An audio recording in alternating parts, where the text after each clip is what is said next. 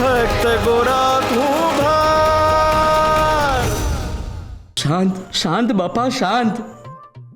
હવે બીજી કોઈ મુસીબત ના આવી જાય.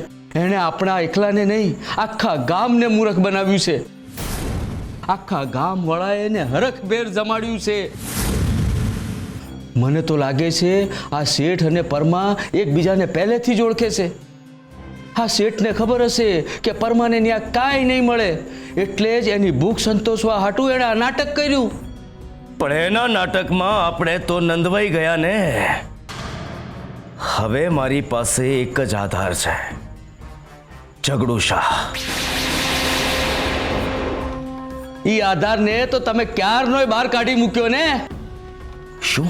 હા, ઈ તો તમને સાથ આપવા તૈયાર હતો, પણ તમે જ એને હકાલી મૂક્યો.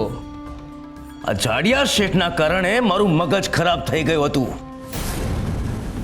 બગલા તું એક કામ કર, જઈને ઝઘડુ શાહ ઉપર બરાબર નજર રાખ. એને જ્યારે પણ કોઈ પણ વસ્તુની જરૂર પડે કે તરત જ મને બોલાવી લેજે. આ ઝઘડુ શાહના મનમાં ગોરા પ્રત્યેની જે દુશ્મનીની આગ છે, એ આગનો ઉપયોગ કરીને હવે હું ગોરાને ગામની બહાર કઢાવી મૂકીશ.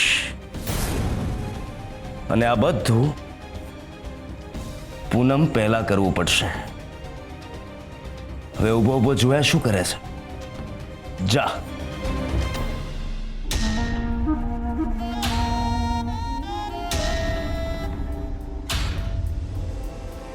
બહુ હેરાન થયો છું તારા લીધે ગોરા, પણ હવે હેરાન થવાનો વારો તારો છે. શ્રી હરિ નમો નારાયણાય.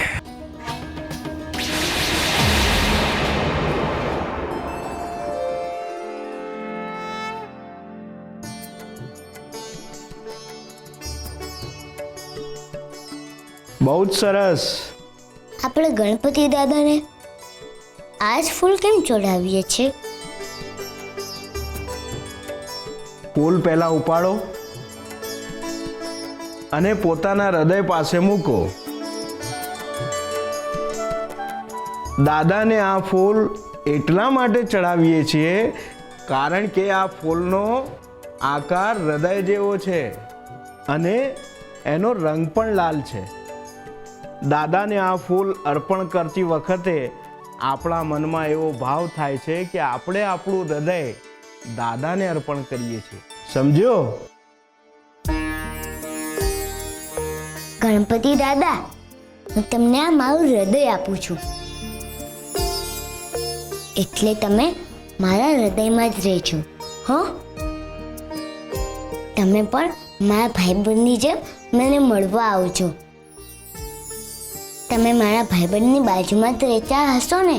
હું ભાઈબંધને કહીશ કે આવે ને તો એ તમને પણ લેતા આવે. હો? હા હો.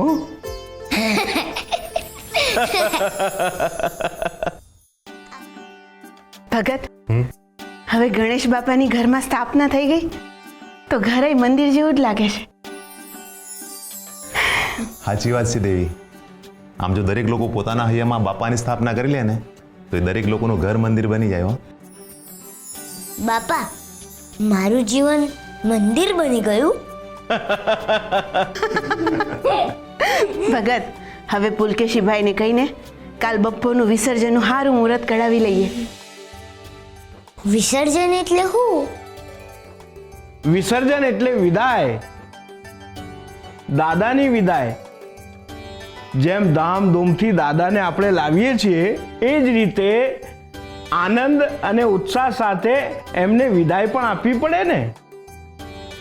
આપણે ગણપતિ દાદાને ક્યાં લઈ જવાના? એમના ઘરે બેટા. ના, ગણપતિ દાદા અહીંયા જ રહેશે. હું એમને ક્યાંય નહીં જવા દઉં. ગોરા બેટા, આવી જીદ ન કરાય. એમને પણ એમના ઘેર જવાનું હોય ને, ત્યાં બધા એમની રાહ જોતા હોય કે નહીં? તો એ લોકોને પણ અહીંયા બોલાવી દો, પણ હું એમને ક્યાંય નહીં જવા દઉં. જો ગોરા, મારી વાત સાંભળ બેટા. જો